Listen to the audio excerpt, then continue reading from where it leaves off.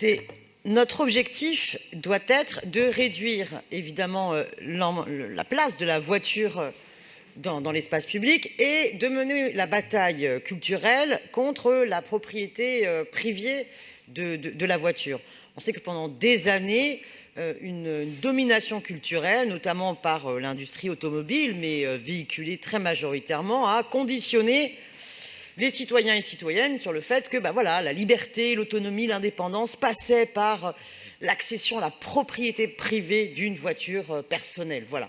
Et ça, c'est très mauvais. Voilà, il faut absolument sortir de cette logique-là. D'où l'intérêt, évidemment, de la logique de l'autopartage.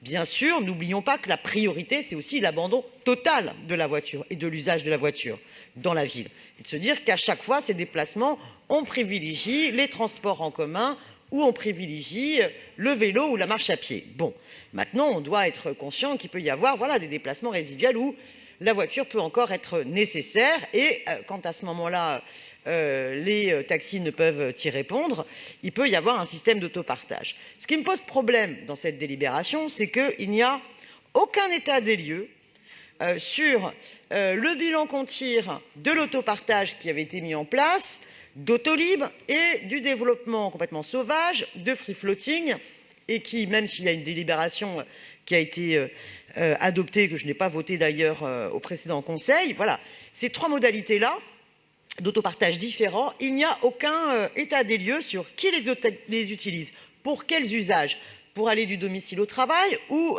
pour des loisirs. Parmi qui les utilise, ça serait intéressant aussi de savoir les revenus et pour quel type de distance. Bon. Quand on avait eu le débat sur Autolib, sous l'ancienne mandature, je me souviens très bien, comme l'ont rappelé les écologistes, de la distinction qui avait été faite des déplacements en boucle et des déplacements d'un point A à un point B. Et les arguments avaient été donnés qui étaient beaucoup plus pertinents de mettre un système d'autopartage en boucle que de mettre un système d'autopartage d'un point A à un point B. Bien. Donc, on doit retrouver cette logique-là dans la différence entre, alors puis Autolib parce que maintenant c'est fini, mais entre l'autopartage et le free floating. Or, on ne le voit pas puisque sur la politique tarifaire que propose la ville, finalement, les entreprises qui sont en free floating payeront globalement moins cher l'emplacement stationnement que les entreprises qui vont proposer l'autopartage. Donc là, je trouve il y a une contradiction, même si pour l'autopartage, je conçois qu'il y a différents prix qui sont proposés. Bien.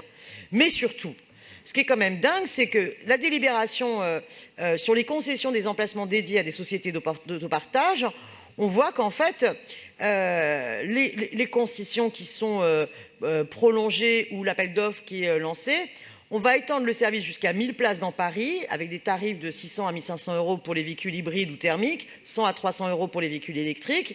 Et quelles sont les entreprises qui vont y répondre?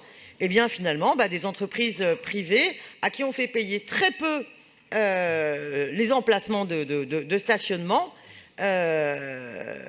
Notamment, il s'agit de 3 concessionnaires actuels. Il y a Ubico qui appartient à Europcar, Zipcar qui appartient à Avis. C'est-à-dire que les gros loueurs de voitures vont pouvoir bénéficier d'emplacements de stationnement sur l'espace public à des prix défiant toute concurrence si vous comparez le prix d'un parking pour garer ces voitures-là. Donc, je suis quand même plus que dubitative. Voilà, si l'autopartage est une bonne idée, pourquoi ne pas avoir plutôt axé sur l'économie sociale et solidaire qui, elle, a beaucoup plus intérêt à accompagner le développement de l'autopartage par aussi une culture d'abandon de la voiture.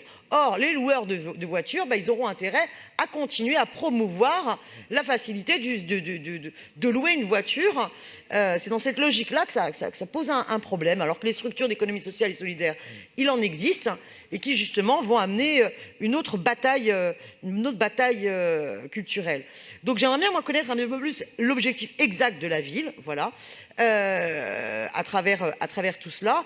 Et puis ensuite, je le redis, le free floating, mais quelle erreur d'avoir voulu encourager, faciliter le développement aussi du free floating, qui est encore pire, qui est bien pire que l'autopartage, et qui finalement essaye de faciliter tellement le déplacement en voiture d'un point A à un point B, où on abandonne sa voiture n'importe où, que ça ne va pas du tout avec une logique de réduire l'usage de la voiture.